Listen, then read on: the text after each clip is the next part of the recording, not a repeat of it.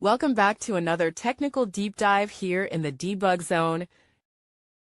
Today we're tackling a big question and breaking it down with insights from other users. Hopefully this clears up some misconceptions and helps you get the answer you need. So buckle up, stay a little curious, and let's jump right in.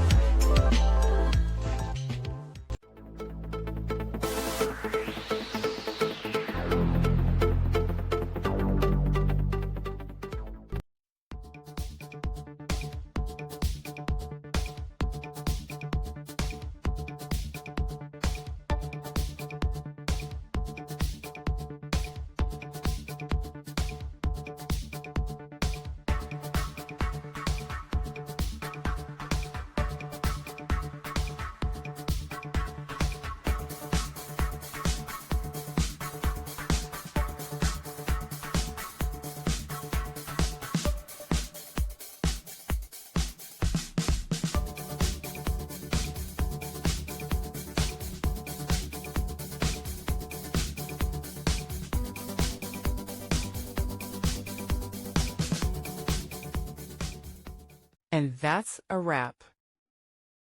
I hope you found the answer you were looking for.